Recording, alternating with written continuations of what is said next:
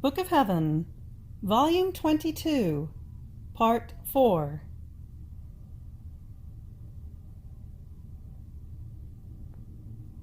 July 4th, 1927. Offering of Communion.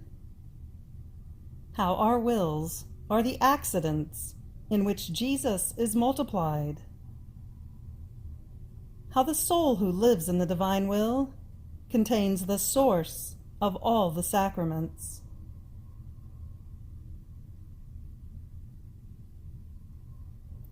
I was doing my thanksgiving, for I had received Holy Communion, and I was thinking to myself that I wanted to offer it to all and to each inhabitant of heaven, to each soul in purgatory, to all the living who are and will be.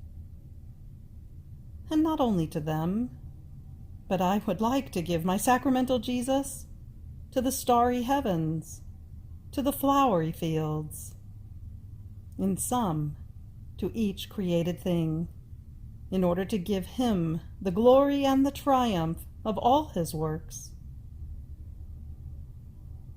But while I was saying this, I thought to myself, this is my usual nonsense. How can I form so many Jesuses? This is impossible. And my beloved Jesus, moving in my interior, told me, my daughter, just as in the sacramental host, there are the little accidents of the bread, and your Jesus hides inside of them, alive and real, and as many Jesuses for as many as are the hosts. In the same way, in the soul, there are the accidents of the human will, not subject to being consumed like the accidents of my sacramental life, and therefore more fortunate and more solid.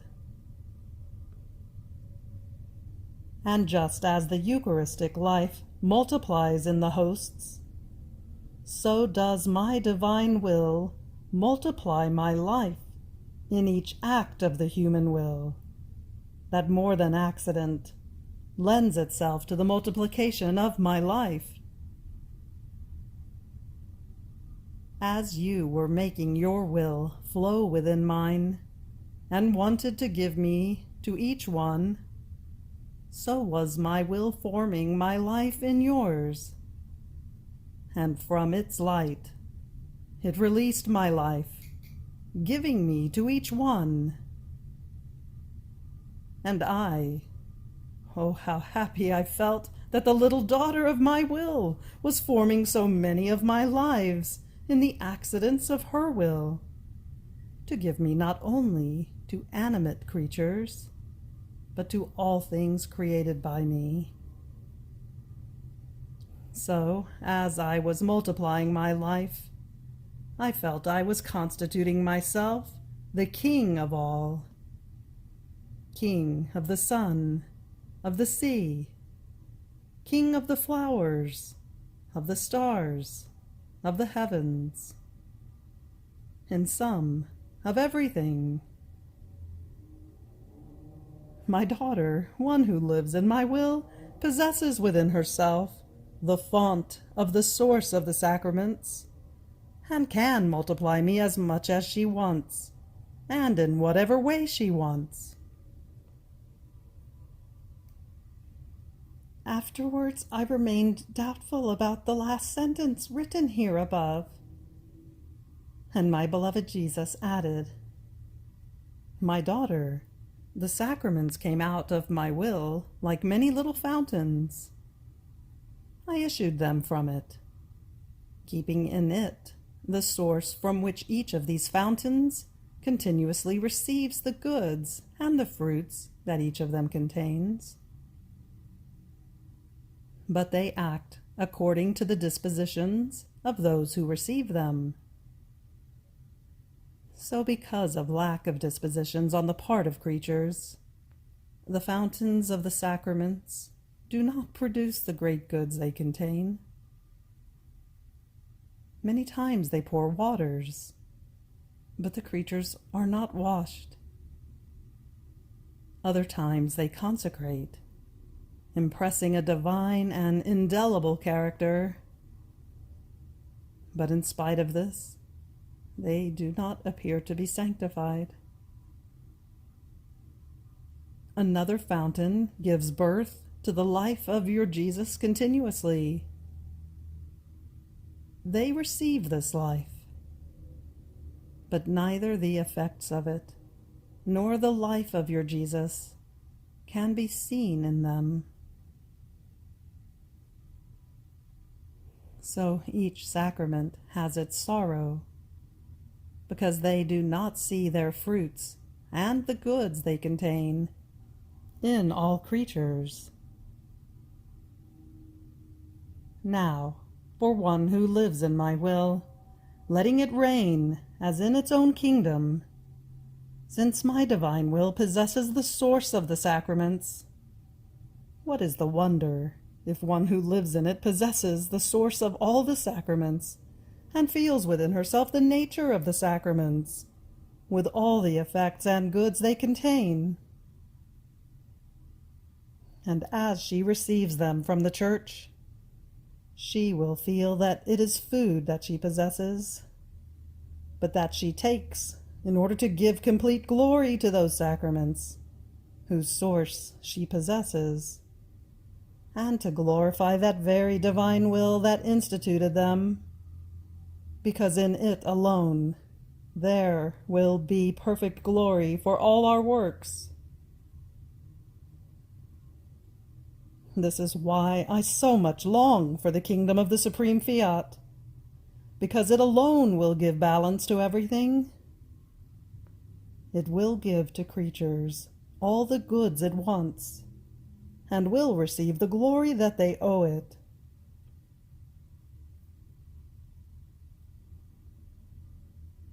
July 10th, 1927, Privation of Jesus.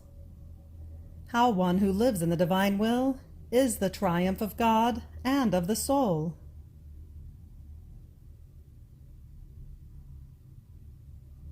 I was doing the round in the divine will, and while my poor mind was going around through all created things, impressing my I love you, even on the highest mountains, and in the deepest valleys, in the darkest abysses of the earth, and in the deepest ocean of the sea, in some, everywhere.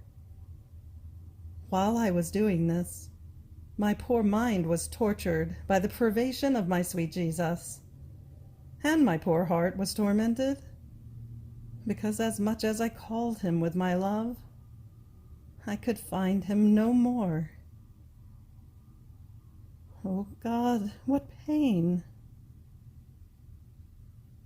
I thought to myself, how is it possible that Jesus no longer listens to me? And while I fill heaven and earth with my I love yous, none of my I love yous aims at him to wound him. And as it would make him feel my wound, my torture, my torment, in feeling my very pains, so as not to feel them, he would make up his mind to let himself be found by she who so much longs for him.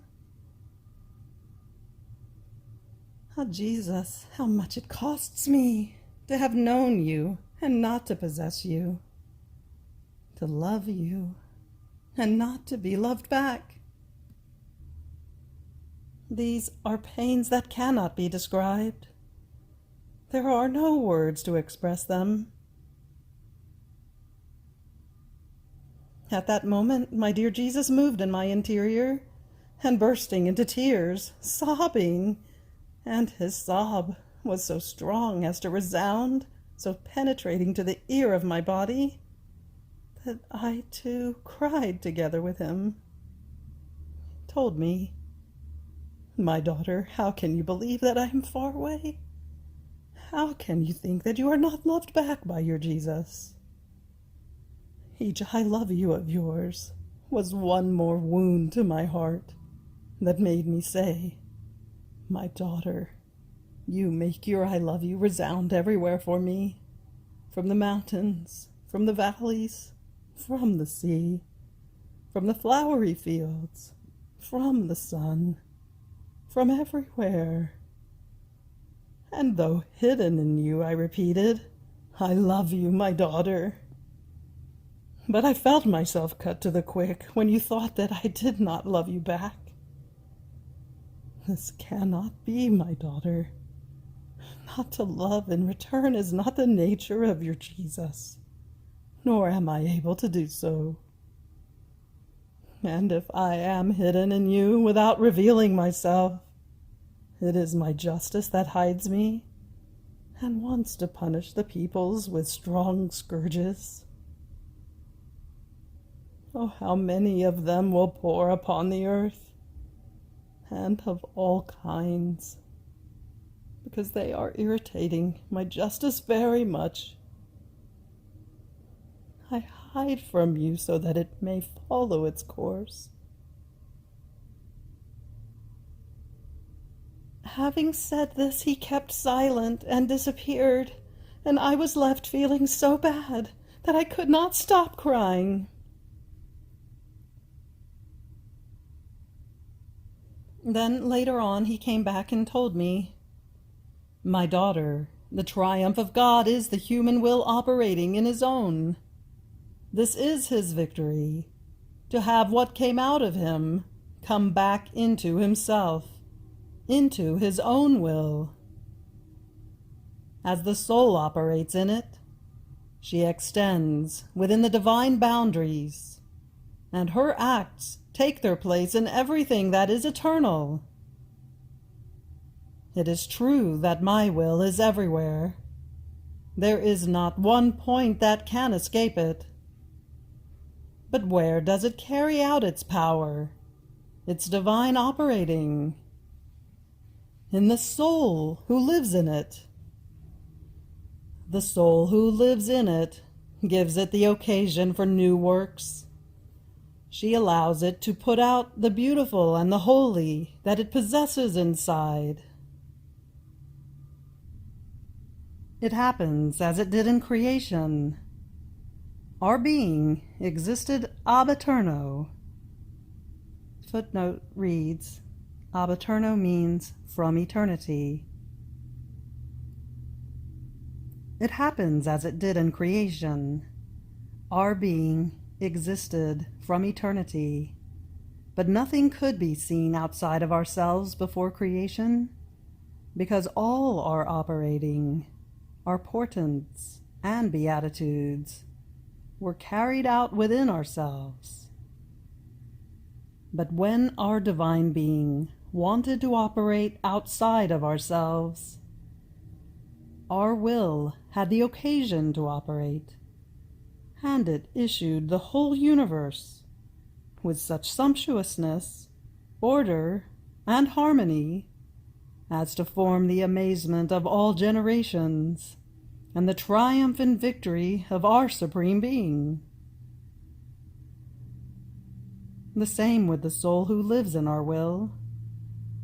As she operates, she gives it the occasion to form more works worthy of it. Therefore, she is our continuous triumph and the carrying out of our works. She keeps the divine attitude up. So, while forming our triumph and our victory, at the same time, the soul triumphs and conquers the divine will. Therefore, both one and the other are seen as victorious. God and the littleness of the creature. Do you think it is trivial that the littleness of the creature sings victory, moves the divine will to operate, and conquers it? After this, my poor mind continued to go around in the creation, to bring before the Supreme Majesty all the acts that the divine will does in each created thing, and all those that it has done in the Sovereign Queen, and in the most holy humanity of our Lord. Reuniting everything together, I carried them like as many birds from the divine will, all worthy of a God thrice holy.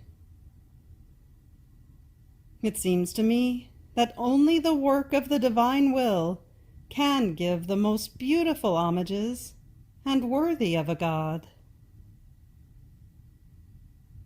At that moment, my sweet Jesus moved in my interior and told me, "My daughter, how admirable, harmonious, all ordered among themselves, and of rare beauty, are the acts done by my will.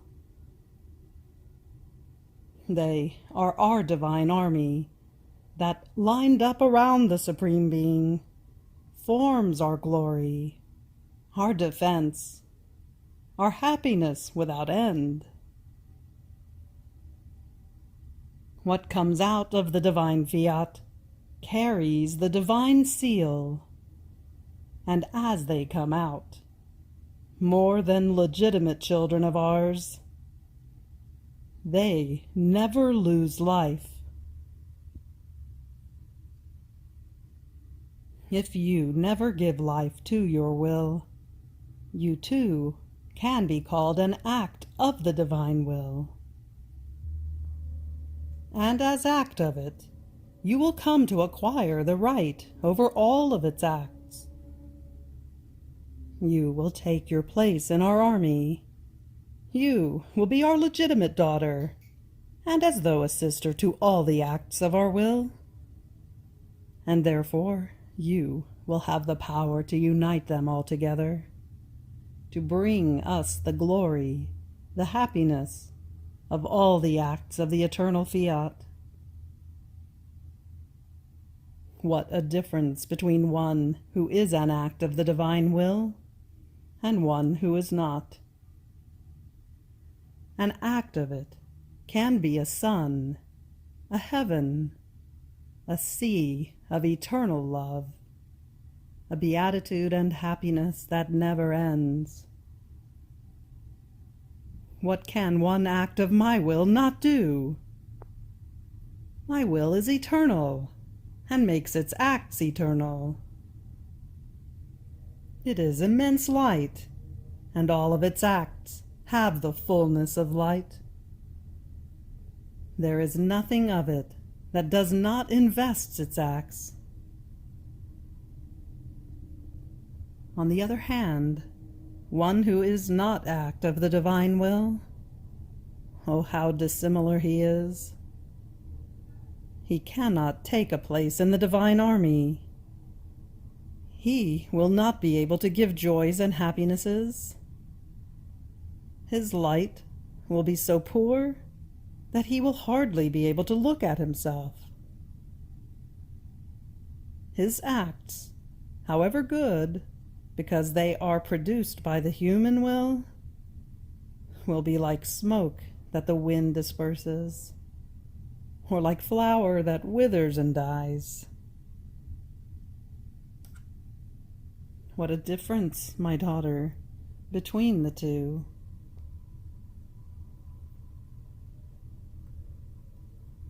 July 16th, 1927. How one who lives in the divine will possesses perfect balance. How the prayer done in it possesses divine power and universal strength. I continue to live all abandoned in the divine Fiat, following its innumerable acts. And my sweet Jesus, moving in my interior, told me, "My daughter, one who lives in my will has the wideness, the capacity, to be able to enclose all the acts of God within herself, therefore becoming the depository of the divine will. And because of this, God finds in that soul the whole of himself with all his acts. Therefore, everything is sacred in her. Everything is holy. Everything is light and beauty. She possesses perfect balance, divine order, and I find in her the glory of my sanctity, of my light, of my rare beauty. I look at her, and I find my reflections, my dearest image created by me, as wanted by me. And in the excess of my love, I keep repeating, "How beautiful you are! My will has enclosed everything in you." The creation is a pale image of you.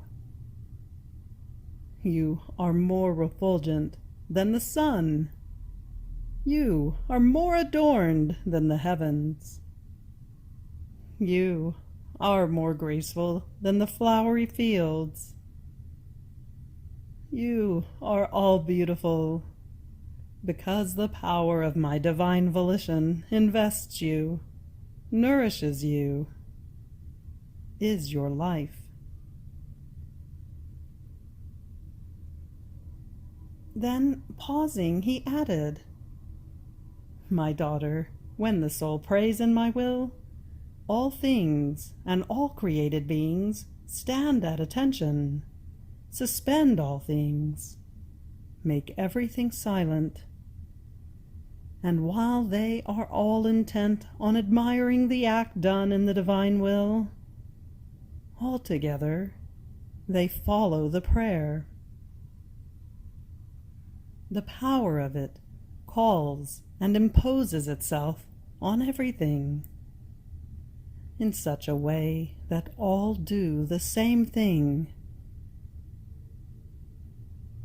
If all other prayers were united together, in order to compare them with a simple prayer done in my will, this one surpasses them all, because it possesses a divine will, an immense power, an incalculable value. I myself feel invested by such a prayer, and as I see that it is my will that prays, I feel its power that identifies me with that very prayer.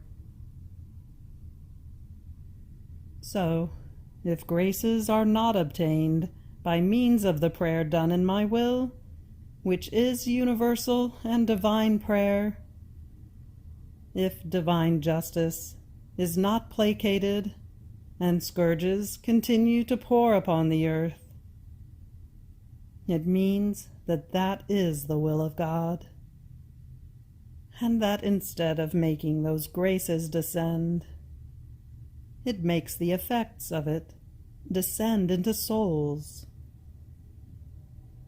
And if one does not obtain much with it, much less will be obtained with other prayers not done in my will, that contain neither divine power nor universal strength.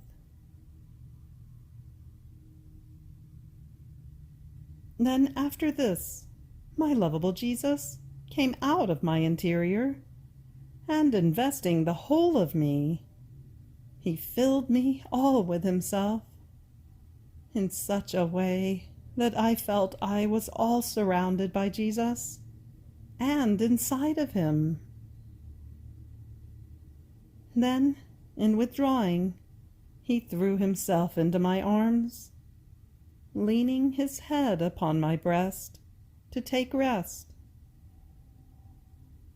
And as he was doing this, all created things, the sun, the heavens, the stars, the wind, the sea, the earth, in sum, everything, lined up around Jesus, and laying themselves like a bed under the members of Jesus, they all offered themselves to give him rest. And my sweet Jesus told me, "My daughter, if you knew all my crafting that I am doing in the interior of your soul, how I watch over each heartbeat of yours, all your affections, your words, your thoughts, in sum, everything, so as to let my divine will flow within the whole of you, that it may dominate and form its kingdom, so much so that after the work I do, very often I take rest in order to enjoy in you the fruit of the rest that only my will can give me. How beautiful is the rest it gives me. All our works, the things created by us, compete among themselves to give me rest. And I feel in you the happiness of my eternal rest, and the joy and happiness of our works. So my work in the kingdom of my will is safe. My rest is not disturbed by the noises of the human will. Behold, then, the living in my will is the true transmission of the divine life to the creature.